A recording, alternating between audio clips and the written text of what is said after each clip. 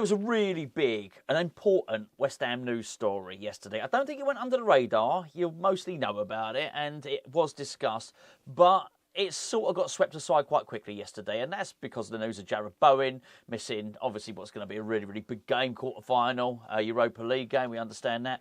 Callum Marshall's botched loan move, where he's been brought back to West Ham. I say botched loan move, don't blame Callum Marshall, really, for this one. In many respects, I don't really blame West Brom. I think the blame is whoever's doing the scouting at West Ham and deciding where to put these loan players. I think we're not choosing that particularly well at the moment. I think he's a good player. I think he will be a good player, but surely you've got to really figure out whether a player that you're sending out on loan is going to get a game time somewhere else or not before you send them out. I think the other thing is obviously the really disappointing development squad going out of the International Cup semi-final. I think 2-0 up, lost 3-2 to PSV Eindhoven. I mean, they've had a great season, amazing season the academy has had. Lewis Orford scored an absolutely tremendous goal. So lots of things happened yesterday. But the biggest, chunkiest news, I think, in terms of our long term, was a sensational interview that Tim Steidten gave. And he gave it to a relatively small German outlet, and it was very quickly, I think, transcribed and translated by, I think it's a website called Sports Witness. I might have that wrong. And I thought it was quite sensational stuff, really. And to such an extent that I went and I found the original article, and I didn't do much. I don't speak German, but I put Google Translate on it myself just to check that the translation was correct, because I thought it was amazing, incredible, the claims that Tim Steidten was making, really. So I'm just going to read to you now what Tim Steidten said in this interview. He said, "I'm euphoric at every game." He's talking about West Ham games. "I'm euphoric at every game and every training session because I feel that I'm at the right place at the right time, in the right league." It sounds like platitudes, all the sort of stuff you would expect. Here's where it gets really juicy. He said, "I wanted to have overall responsibility. I wanted to take control myself." He's talking about the questions he's being asked in the build-up to this is about his time at West Ham, about him coming to West Ham, his time at Werder Bremen, his time at Leverkusen, now he's at West Ham. He said, "I wanted to have overall responsibility. I wanted to take control myself." It was a stark change for all of us, all three of us, he said. Sullivan, Moyes and himself. That's incredible. There's more to it. I'll read the rest in a second. But let's just take this one point at a time. He's pretty much admitting, so you'll see an ambition in that, which is I wanted to take overall responsibility. I wanted to take control. He's saying I came to West Ham with the expectation of taking control. But then there's a humility, which you'll see in a little bit, which is basically he's realised he's not going to do it. And basically a period of adjustment for Sullivan, Moyes and Steidten. This makes sense to me. It really does. In everything I know, this makes sense to me. Now, there's always been, I think, rumours, and bad rumours sometimes, that Moyes and Steidten had come to blows, and I always dismissed it. There was never anything close to it. However, certainly some tension, because as I always thought was the case at West Ham, we had a manager who likes to be in control. We clearly, by his own words, he said, "I wanted to take control myself." We got a director of football coming in who wants to take control. And then we got a chairman in David Sullivan who also likes to control, particularly things like the transfers. He's got his fingers in every pie. He likes to know how his business is being run. So you've got three people who all want to control the situation. So for Steidten to turn around and say it was a stark change for all three of us makes sense. That fits in the way I think, the way I perceive these three men. I think the good news on this, depending on how you look at it, is that there seems to be something of a climb down from all three. Because you've got to do that, haven't you? I mean, really, for all of them to sort of operate within the same structure, they're all going to have to, not everyone can take control. They're all going to have to sort of surrender a little bit of something. Now, I think if you look back on the January transfer window, I think there was some, I think it was perhaps a little bit of a humbling time for them as a group, particularly with the Ibrahim Osman transfer, where basically the club would negotiate with the wrong agent. Someone got something very, very wrong there, didn't they? And maybe there was a little bit, that'll take you down a peg or two and make you a little bit more humble with it. I don't think it's great. The outcome wasn't great because we really didn't sign anyone apart from Calvin Phillips, and he turned out to be a complete and utter failure, which I do think, I think we'd all agree it's been a failure, right? But I think that has to sort of, that has to make you a little bit humble with that, really, knowing that you've sort of tried and you've failed. So that was quite interesting. But this the next quote really that I found, incredible really. It said, David Moyes, he's talking about David Moyes. David Moyes, I think, noticed through my transfers that my work was important. Conversely, I learned an incredible amount from him when it comes to the perspective on football. This is incredible. This is incredible, actually. He's basically saying he gained the respect to David Moyes, who came to understand and believe that Tim Steidten had something to offer in terms of transfers. So I think very much Steidten had to sell the concept of himself to David Moyes. And I can imagine that wouldn't have been an easy thing to do. Moyes is a stubborn man, we know this. Not only was Moyes a stubborn man, Moyes had appointed his own guy to do the job that Steidten's doing in Rob Newman. It's just he hadn't really appointed him in a sort of non-executive director role. He was just head of recruitment, wasn't he? So Moyes could have very much seen Steidten coming in as somebody that was, I guess, coming in over his head. And I guess that has got to be quite a tough one for David Moyes. Now, I think that was quite important, actually, and I do find that it's quite good. I'm not sure how much of it I believe from Moyes' point of view, but I believe that Steidten believes it, if you know what I mean. I think Steidten certainly thinks now that David Moyes got more respect for his transfers. The one thing I would say about that, because you've got to be a bit of a cynic when you're analysing this stuff. It's nice to believe it, and I'm not looking for reasons to not believe it. But I do think, as I heard it, David Moyes poo-pooed quite a lot of suggested transfers in January. So I don't think that's great.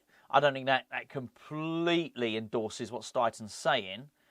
However, it does certainly feel as if Steidten is not put off by that. Whatever happened in January, clearly these are the words of somebody that's motivated, a motivated man. Now listen to before you listen to the next bit, it's conversely, I learned an incredible amount from him when it comes to perspectives on football.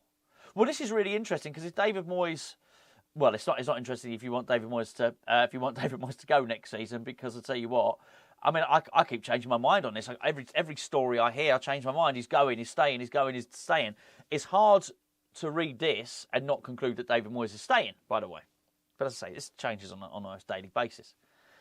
But I do wonder if David Moyes has brought him round to his way of thinking and said, no, this is the way I want to play, and these are the type of players I need. And maybe Tim Steidten's bought into that philosophy, and he's going out looking for players who would suit David Moyes' style. Maybe I'm reading too much into it, but I sort of looked at that there. Anyway, I also think it's interesting, bearing in mind he's come from Leverkusen, and you look at, he's obviously would have worked with Simon Rolfs, or whatever his name is there, the director of football there, and he's who is an ex-professional footballer who clearly knows an awful lot about football, is the architect and the mastermind between what Bayer Leverkusen are doing now. And he's saying about Moyes, I've learnt an awful lot from Moyes about football. I think so. Listen, it's a nice thing to say. He doesn't have to say it. This is the thing about interviews like this. He doesn't have to be as gushing as he is here, Steidten. It's enough just not to be mean, just sort of not to slag him off. That's enough, right? He can just say, yeah, look, we've got a great, we're building a good team at West Ham. Obviously, everybody gets on with one another. He doesn't have to offer up as much information as he has. So that's interesting. Last bit he says is, a squad restructuring is always 4 to 5 year project. I was at Werder Bremen for 18 years and could have probably worked there longer. I always wanted to experience something different. The rest is basically about England and all the rest of it. But he's talking about 4 or 5 years. That's how long he's saying it's going to take at West Ham. Now, I don't mind Steidten saying that, because that's what I would expect a director of football to have, a long-term strategy and a long-term goal. The only thing I would be concerned about is if David Moyes is looking at it as a 4 or 5 year project, because he's already had them.